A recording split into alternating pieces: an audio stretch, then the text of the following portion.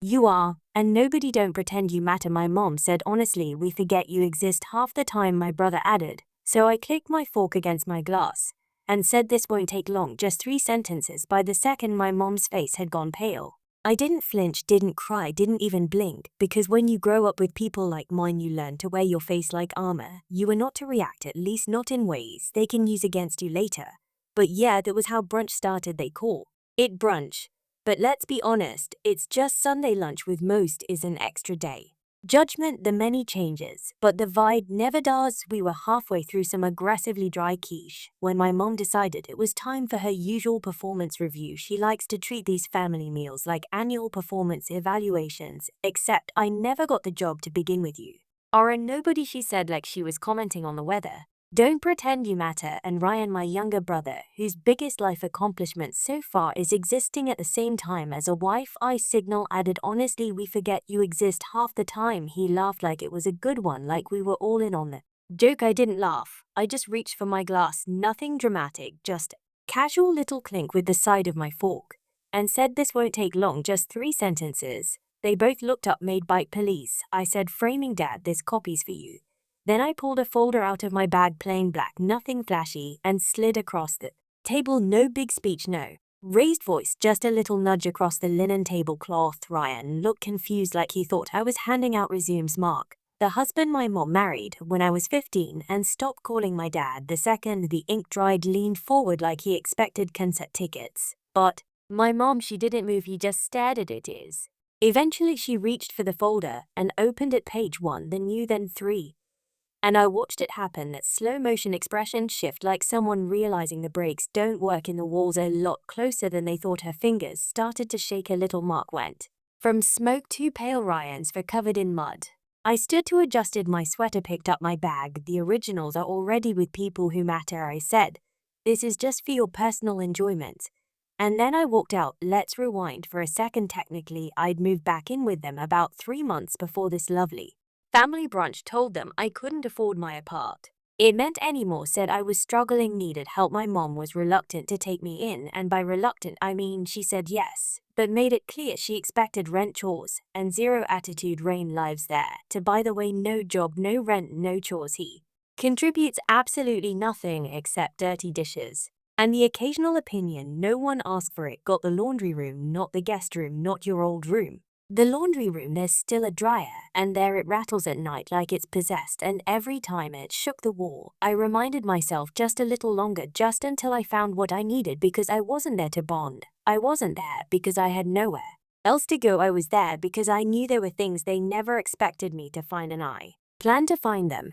But none of that showed on my face at brunch. At brunch, I poured the orange juice, I passed the butter, I smiled when Mark made his weird fake jokes about millennials not knowing how to do laundry. Ironic, since I was the one literally during his. I said thank you when my mom handed me a napkin like she just done me a favor. No one asked how work was going. No one asked what I was working on. The closest I got to attention was, do you still drive that little car? I got a mug that said somebody's favorite daughter for Christmas, which is hilarious considering I'm pretty sure they forgot to wrap it until that morning. Ryan got a new smartwatch and a trip to Cancun for his mental health. I got to vacuum the stairs. So yeah, the moment at brunch wasn't planned, not really, but it felt already.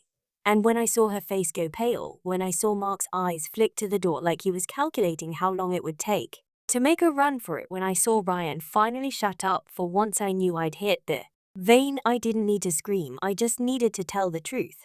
And I wasn't even close to done. You know how some people talk about their childhood like it was a sitcom, lots of inside jokes, weird family traditions, embarrassing birthday party stories that everyone laughs about now? Yeah, that wasn't mine. My childhood was less Full House and more Survivor, minus the prize money from the outside. We looked normal holiday cards with 4 smiles, family vacations that somehow made it into scrapbooks, a fridge covered in Ryan's terrible school drawings like he was the next Picasso. But inside he was like growing up in a group project where I was the only one doing any work and still getting blamed for the bad grade. Ryan was always the star, the golden child, the one who could break things and be called spirited. I once knocked over a cup of juice and got sent to my room for being careless and dramatic. At one point I seriously started to wonder if they had just forgotten I was there. There was this one day I Was 9 when I came home excited because I'd won the small art contest at school. Wasn't a big deal, but I was proud. I showed my mom the certificate. She looked at it and said, "You really should focus more on science. Aunt won't get you anywhere." Ryan brought home a participation ribbon for Best Listener. The same week she framed it. That kind of stuff adds up. It wears you down in ways that don't show on the outside. You start to go, question if maybe you're the problem. Maybe really are just less interesting, less likable, less. For the only person who didn't treat me like an afterthought was my dad. He wasn't flashy or dramatic. He didn't go around giving speeches or trying to win Parent of the Year. But he showed up, he helped with homework, made the best grill cheese on the planet, let me ramble about books I was reading, and actually remembered what I said. He was steady, quiet, safe. I didn't understand why my mom was always so annoyed with him, like just existing in the same room was a personal insult, but she treated him the same way she treated me, which in hindsight says a lot. Still, I didn't cry, share anything, not until the day everything cracked open. I was 12, sitting in the living room eating dry popcorn and watching a show I didn't care about. Ryan was upstairs. Mom was on her phone. She turned off the TV and said she needed to show me something serious. That's never a good start. She scrolled through her messages, held out the screen, and said, "This is from your father. You need to see what kind of man he really is." The message was short, just one line. "If you take her, it'll kill you both." I remember staring at the screen, not fully processing it, like my brain just glitchy told me he was dangerous, that she'd always known something was off about him, that she was filing for full custody to protect me. She rubbed my back like she was the hero in all this, said I didn't need to be scared anymore. I didn't even cry right away. I just sat there stunned, like someone had pulled the fur out from under me, and I was still mid-fall. Then came the court stuff, the silence, the new rules. No phone calls, no visits, no "we'll figure it out, just done." My dad was erased overnight, like someone edited him out of the script, and I was told to be grateful. What followed were the rebuilding years, as my mom once called them, which is hilarious because she never rebuilt anything. She just rearranged the control panel. I became her emotional punching bag, her live and help the kids she didn't want, but had to manage. Ryan got louder, lazy. Amina, I got invisible. She stopped pretending we were a family. It was clear I was there because she didn't want the optics of sending her daughter to live with someone she claimed was unstable. But the love, the softness, the basic human decency gone. I didn't think about my dad for a long time. Not really. I shoved him into a box, labeled dangerous, and closed the lid. But some things don't stay buried, especially not when they never made sense to begin with. There were too many things that didn't line up, too many moments when I'd hear someone talk about their dad and feel this weirder click. I was grieving a death no one acknowledged, and the message itself just never felt right. My dad wasn't that guy. He was the guy who cried watching Finding Nemo, the guy who apologized if he raised his voice even a little, the guy who told me he loved me every single time we talked. But I never said anything out loud. Because if you start questioning one lie, you have to question all of them. And I wasn't ready for that. Not yet. Fast forward to my 20s, the ache got louder, the questions got heavier. And one day I picked up my phone and sent a message to a number I wasn't even sure still worked that said, "Hi, I don't know if this is still your number, but I wanted to say hello," where he responded 15 minutes later. And that's when everything started to unravel. I didn't go back, not after brunch, not after the folder hit the table and Mom's face did that thing where her expression crumpled. But her pride wouldn't let it finish the job. I walked out and didn't turn around, didn't take leftovers, didn't even grab my coat. Wasn't that cold? And honestly, I needed the dramatic walk more than I sleeves. I checked into a short-term rental under a fake last name. Nothing dramatic, just enough to keep things quiet while the blast radius settled. 2 hours later, my brother texted me, "What the hell did you just do?" followed by Mom's having a meltdown, Mark's yelling they won't tell me what's going on. I didn't respond, not because I didn't want to, but because I really didn't want to let them sit in it, let them sweat through their polo shirts, and wonder how the whole house of lies suddenly caught fire. I wish I could say I had a master plan from day one, but the truth is it started as a hunch in a really bad night. I was 23. I couldn't sleep.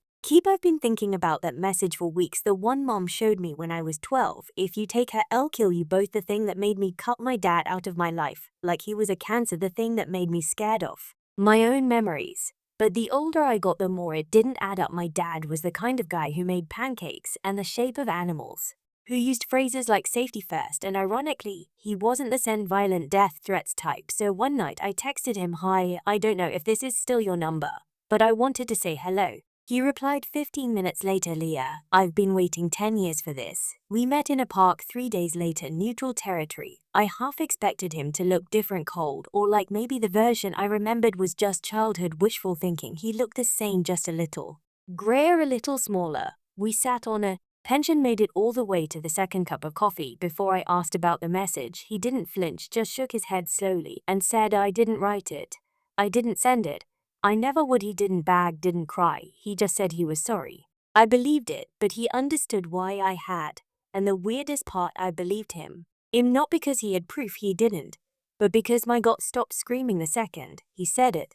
So I started digging. At first, I didn't know what I was looking for. I wasn't a hacker. I wasn't some conspiracy theorist. I was just a daughter who wanted to know what the hell actually happened, so I did something about it. I trained, got certified, became a licensed private investigator, yet for on P, not the trenchcoat kind, the legal boring paperwork kind, digital forensics, record polls, metadata, bank tracing.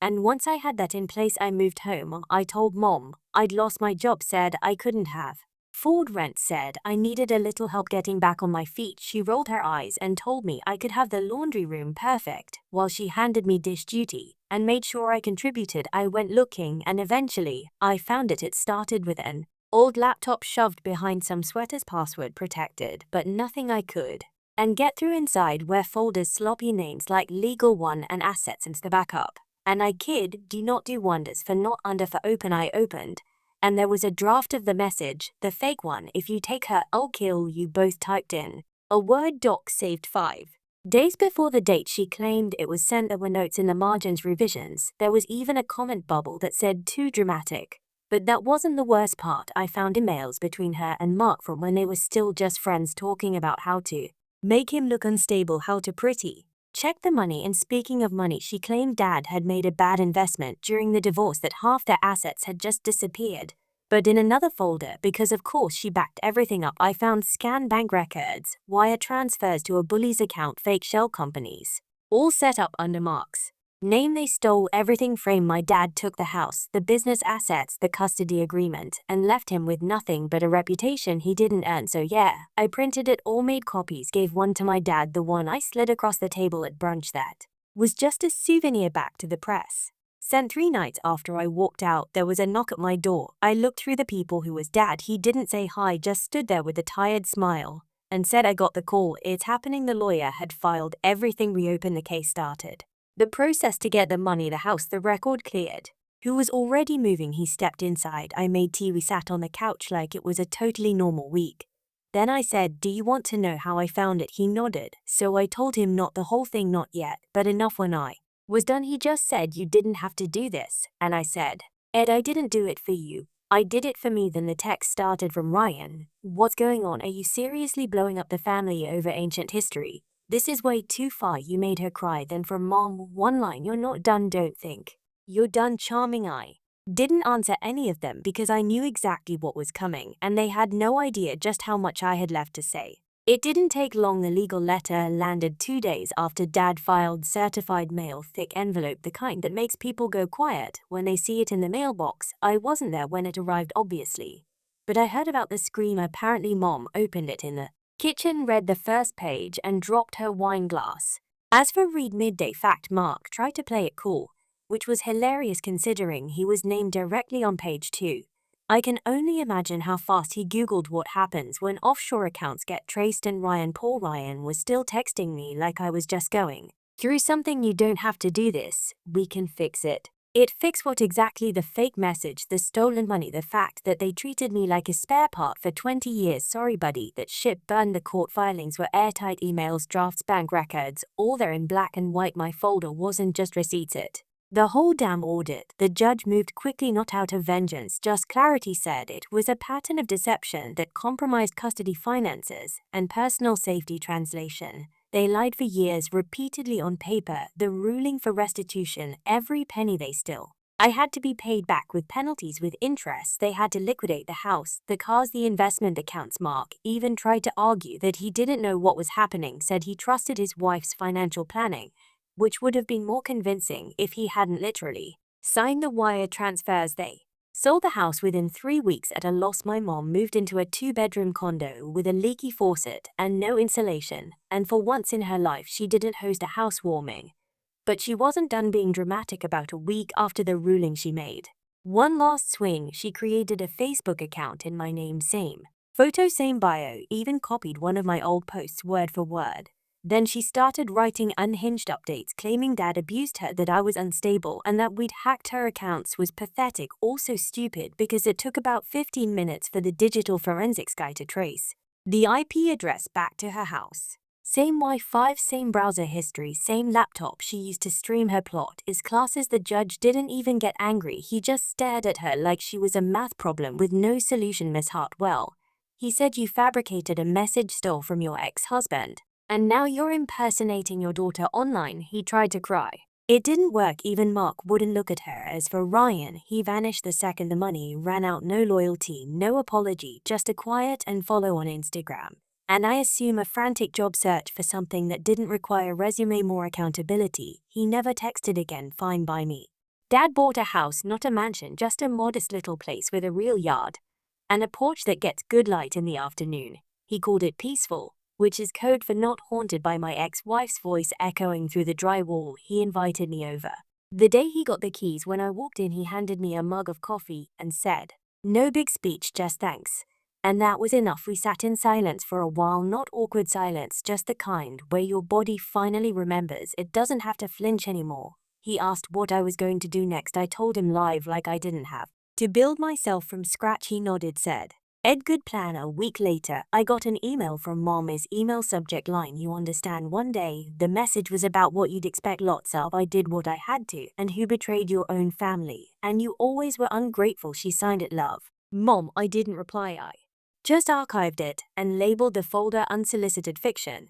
There was no big announcement, no TikTok reveal, no essay on healing. I didn't want revenge, I wanted quiet, and that's exactly what I got. No more explaining myself, no more justifying why I felt like a guest in my own family, just to silence the kitchen with real food, a living room that feels like mine, a dad who makes dumb jokes and never uses them to hurt me. They used to say I was a nobody, said it to my face behind my back at brunch. But the funny thing about nobody is we watch, remember, we learn how systems work, especially broken ones. And when we finally speak, we don't scream, we bring documents. They said I didn't matter. Turns out I was the only one keeping track of everything. Some days I still wonder if I went too far, if I could have handled it more quietly. Maybe I should have just let it go and built my life without stirring up everything they tried to bury. But then I remember how long I stayed quiet, how much I let slide, how much they counted on me doing exactly that. So, no, I don't regret it. But I still wonder what you think. Did I do the right thing? Would you have walked away or handed over the folder? Let me know in the comments. And if you want more stories like this, hit subscribe.